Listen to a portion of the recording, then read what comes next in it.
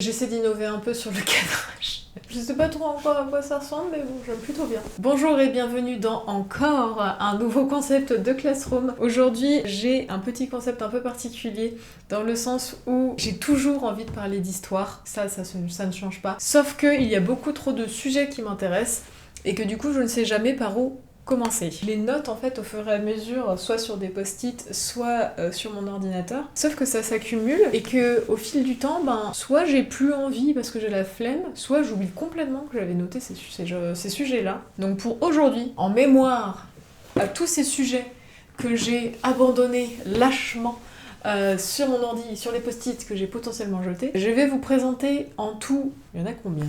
Je vais vous présenter ce nombre-là de sujets. Et le principe du truc, c'est que rien n'est vraiment développé, rien n'est vraiment fini, c'est vraiment comme si j'avais commencé les recherches il y a quelques jours ou quelques heures auparavant. Du coup, j'ai que les bases, en fait, même des sujets, on va dire la 4e de couverture, ou juste la première couverture de l'affaire ou de la personne. Et je déclare ainsi ce premier épisode de Les Brouillons, l'émission des vidéos pas finies.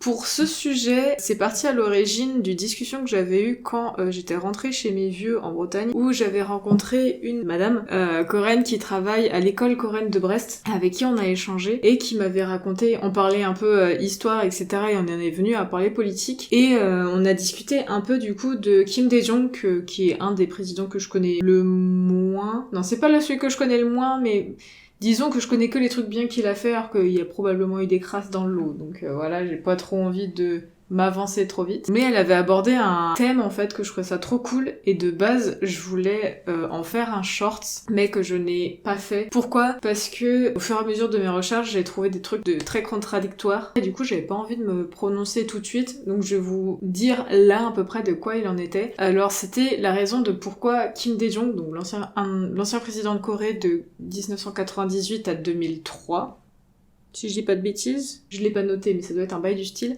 Pourquoi est-ce qu'il boitait ? Parce que quand je discutais donc avec cette madame-là de l'école coréenne de Brest, elle m'expliquait que c'était dû à la torture qu'il avait subie lors du mouvement de Gwangju Hakseng Undong. Et j'étais en mode « Oh, c'est super intéressant », etc. Et un peu trop rapidement, moi j'ai pensé que le Gwangju Hakseng Undong, donc le mouvement des étudiants de Gwangju, c'était le même mouvement que Gwangju Undong, où il y a eu notamment pas mal de films, beaucoup de gens ont parlé dessus, où il y a eu un énorme bain de sang en fait à Gwangju, sauf que ça n'a rien à voir. Et du coup j'étais en mode oh bah c'est super intéressant, il était déjà hyper engagé dans la lutte contre les gouvernements autoritaires, etc. blablabla blablabla. Et en fait non, j'en sais rien justement quand j'ai fait des recherches complémentaires pour savoir un peu ce qu'il en disait. Il y a beaucoup de Coréens qui disaient que c'était des grosses conneries.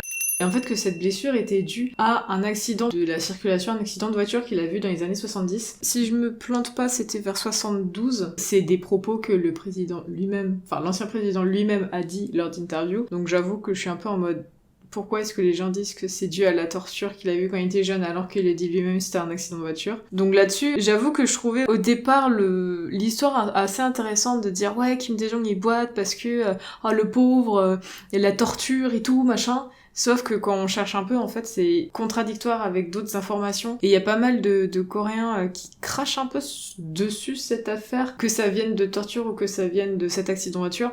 Donc j'ai préféré juste ne pas me positionner et me dire on va attendre et on va voir ce qui se dit, parce que pas envie de dire de bêtises.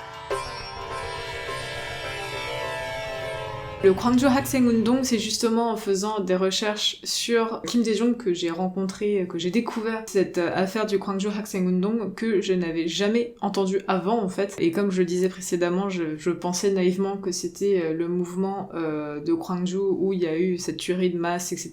Le mouvement de Gwangju Undong est un mouvement pour l'indépendance de la Corée qui a démarré environ en novembre 1929. Donc c'est genre vraiment en plein milieu de la colonie, enfin plein milieu, durant la colonisation japonaise. Je trouve ça hyper intéressant parce que j'en avais jamais entendu parler, et du coup ça me donne envie de me renseigner, sauf que c'est le genre de truc qui est hyper chronophage. Du coup sur ce sujet-là, sur ce fameux Gwangju Hakseng Undong, je sais pas encore si je vais faire une vidéo complète ou si je vais faire un short, parce que je pense que ça pourrait mieux s'apparenter à un short dans l'explication juste de la manifestation, qu'est-ce qui s'est passé. Mais voilà, j'ai pas beaucoup d'informations dessus encore parce que c'est tout le principe du brouillon. C'est juste que j'ai genre le début de recherche mais que j'ai pas du tout approfondi.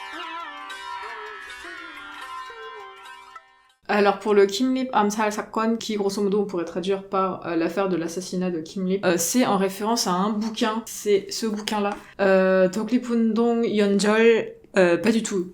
Toglipundong Yeoljeon. Ce bouquin parle du coup des mouvements d'indépendance du coup au Toglipundong en Corée dans les années entre le début de la colonisation japonaise jusqu'à la fin, j'imagine. Ça parle aussi des mouvements de résistance et des différents groupes de résistance en fait qu'il y avait. L'affaire de l'assassinat du coup de Kim Lip, et je trouve ultra intéressante. Il prend 2 chapitres là-dedans, donc c'est quand même assez conséquent. Ça explique un peu les tensions que pouvait y avoir entre différents groupes de résistance en fait coréenne durant la colonisation japonaise, parce que c'est une affaire du coup d'assassinat d'un gars. De premier abord en fait tout le monde disait ouais il a été assassiné par des japonais et il faisait partie de la résistance, il était trop problématique, etc. Sauf qu'au final on découvre que c'est plus un autre coréen qui faisait partie d'un autre groupe de résistance qui l'aurait tué, mais derrière on apprend qu'il y avait une sorte de magouille avec une sorte de trafic d'argent, de corruption relié avec la Russie et du coup le communisme, parce que c'était l'URSS à l'époque. C'est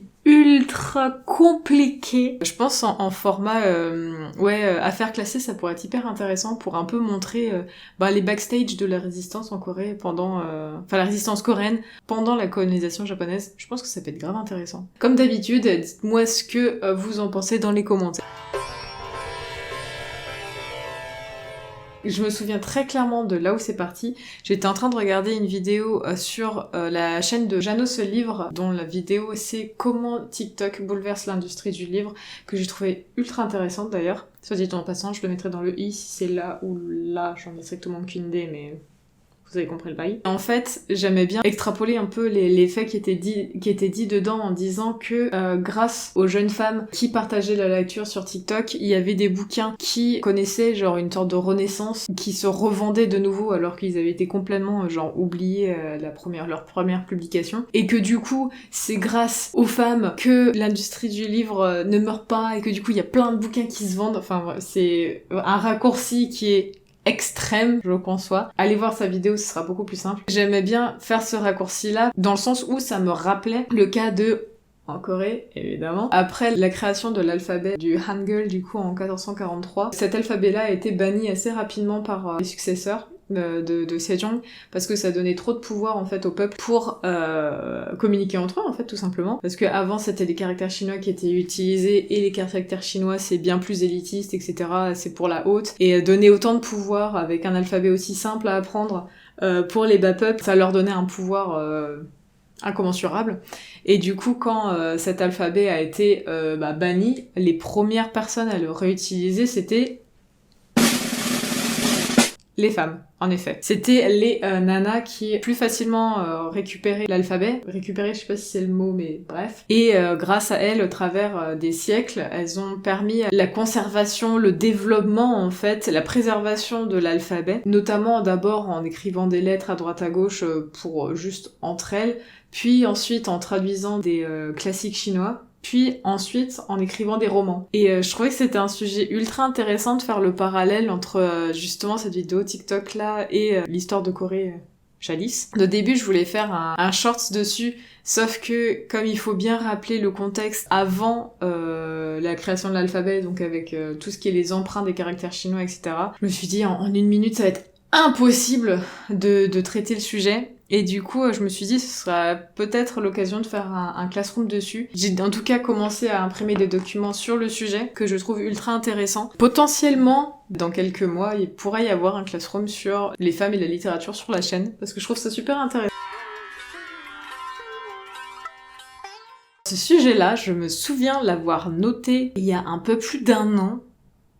Ouais, je pense que c'était il y a un peu plus d'1 an, parce que j'avais déjà fait la première affaire classée sur YouTube, et à l'occasion du Holy Festival à Toulouse, j'avais commencé à écrire de nouvelles affaires judiciaires, etc.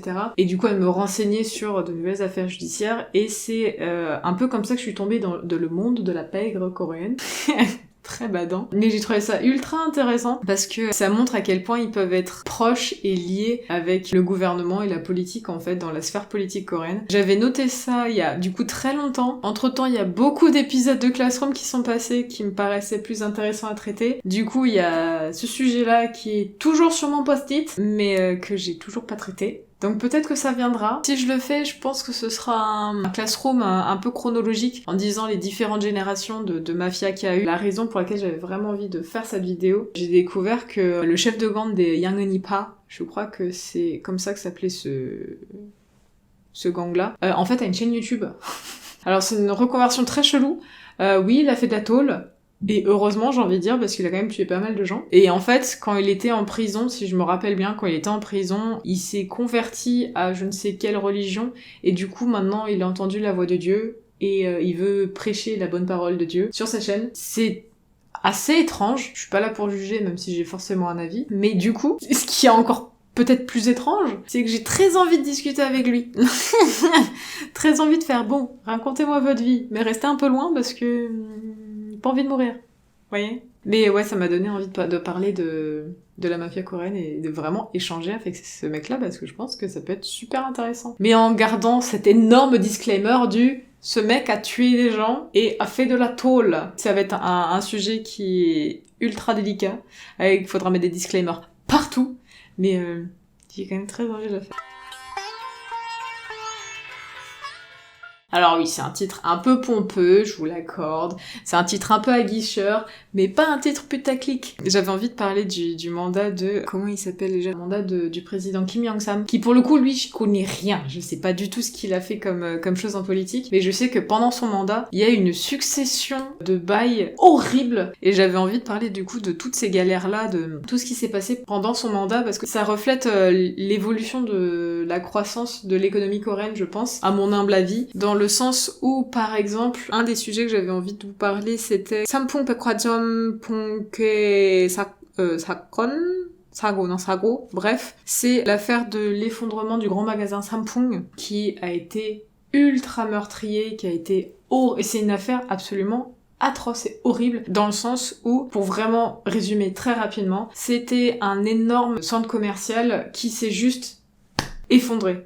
Purement et simplement. Ça a fait, si je me souviens pas, genre plus de 300 morts, plus de 500 disparus, blessés, enfin des trucs atroces. En fait, ça reflétait aussi la genèse de ce projet-là, qui était déjà pourri jusqu'à la moelle en fait, où c'était essayer d'économiser de l'argent un peu partout où est-ce qu'il pouvait. Le projet de ce bâtiment a connu genre beaucoup de modifications où de base le toit n'était pas comme ça, les murs porteurs on va dire n'étaient pas comme ça. Alors je suis pas du tout ingénieur en génie civil, ni architecte ni rien, mais j'avais vu une vidéo comme ça, alors c'est que une vidéo donc il faut que je me documente plus évidemment, mais qui montrait à quel point la structure du bâtiment était ultra fragile et que le propriétaire du bâtiment enfin le directeur du bâtiment et du projet était complètement au courant. Et c'est le genre de mec qui a dit, et là pour le coup c'est passé à la télé, enfin c'était pendant une de ses interviews quand il était arrêté, où le mec a dit ouais bon il y a des gens qui sont morts mais moi je suis pauvre maintenant. Et en fait, pendant le mandat de Kim Young-sam, il y a eu beaucoup d'affaires comme ça. Il y a eu du coup ce fameux effondrement de centre commercial. Il y a eu aussi l'affaire de... Je crois que c'était une explosion qu'il y avait eu dans le métro de Daegu.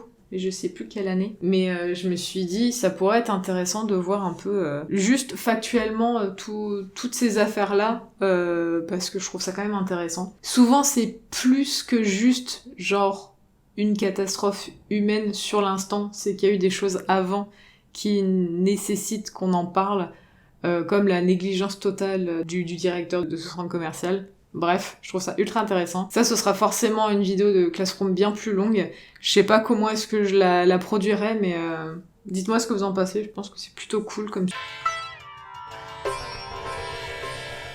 J'avoue que j'avais complètement oublié que je faisais...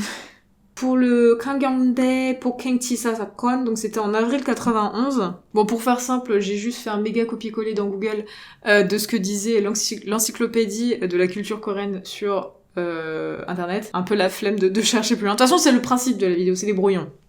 Bref. Donc on a Kangyangdae, qui était un étudiant militant qui a résisté au régime antidémocratique du régime de Notheu en 91. Le 26 avril 91, il y a eu une manif devant l'université de Myanggi et si je dis pas de conneries et si j'ai bien compris à peu près, justement Kang Kyung-dae, ce jeune homme-là, a été agressé et tué.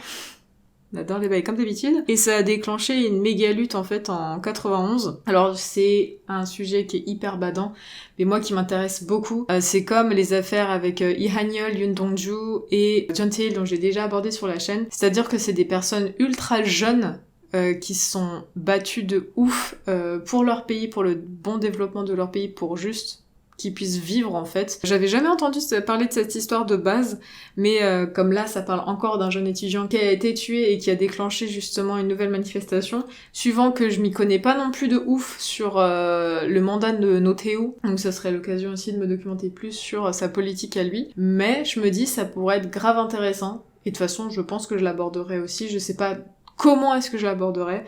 Je sais pas si je ferai une vidéo que sur Kang Kyung-dae, donc ce jeune homme-là, ou sur tout le mouvement qu'il y a eu autour de son décès. Enfin, c'est encore un projet voilà, qui est dans les cartons, vous aurez compris. Et pour le mouvement de Masan, Samilo Masan Igo, la langue coréenne, bonsoir. Donc le mouvement de Masan du 15 mars, c'est un mouvement que je trouve assez intéressant et qui est, on va dire, lié avec, pas lié, mais dans le même mood que pour Kang Kyung-dae, parce que ça parle en fait de la mort de Kim Ju-yeol, qui pour le coup lui je le connaissais déjà de base parce qu'on l'avait abordé à la fac jadis quand j'étais jeune. On l'avait abordé à la fac le cas de Kim Ju-yeol, le soulèvement de Masan dans le sud de la Corée contre le gouvernement de Lee Seung-man, premier président de la Corée, qui a ensuite enchaîné sur la découverte du corps de Kim Ju-yeol qui est décédé noyé, et ça a engendré la révolution du 19 avril. Manifestation et révolte qui a mis fin à la première république de Corée. Donc c'est vraiment une succession de plein d'affaires, en fait, de plein de faits historiques, et que je trouve quand même ultra intéressante. C'est le raccourci un peu classique, mais forcément, quand t'as un jeune qui meurt de manière injuste, tu vas avoir une manifestation derrière. Il y aura forcément des conséquences un peu plus importantes, des changements un peu plus importants. Mais je trouvais ça quand même intéressant comme histoire, pour pouvoir genre expliquer jusqu'à la révolution du 19 avril, parce qu'elle est quand même du coup ultra importante, parce que comme je le disais, c'est cette manifestation-là qui va mettre fin à la première république de Corée. C'est pas rien quand même. Si je réalise un classroom dessus, je pense que ce serait un peu comme la mafia coréenne, où ce serait une succession purement chronologique pour expliquer l'origine du truc et la conséquence avec la fin de la première république de Corée. Dites-moi ce que vous en pensez, parce que de toute façon, vous avez aussi une grande part dans mon choix des choses que je vais faire en premier ou pas. Yeah. Et c'est ainsi que je finis cette vidéo. Bon, je vous l'avais prévenu, il n'y a rien qui est commencé, il n'y a rien qui est fini. Ce n'est juste que les brouillons de mes recherches en soi. S'il y a un sujet qui vous intéresse plus qu'un autre, n'hésitez pas à me le mettre en commentaire. S'il y a d'ailleurs un sujet dont je n'ai pas abordé qui pourrait potentiellement m'intéresser, vous pouvez aussi l'ajouter. Dans ce cas, je serai probablement dans la merde parce que j'aurai 2 fois plus de sujets à traiter. Dans tous les cas, j'espère que ce format vous a plu, que vous avez découvert des trucs et que en attendant la prochaine vidéo qui, je sais pas si ce sera une vidéo face cam, une vraie vidéo comme ça ou un short, parce que j'en ai publié quand même 3 ces derniers temps. J'ai réussi à faire une vidéo par semaine ce mois-ci. Yeah. Et ben je vous dis à bientôt. Peut-être que je ferai un vlog d'ailleurs, ça fait longtemps que j'ai pas fait de vlog. Je vous dis à bientôt sur YouTube ou sur les réseaux sociaux. Je suis aussi sur Instagram, Twitter et Discord. Et ceci étant dit,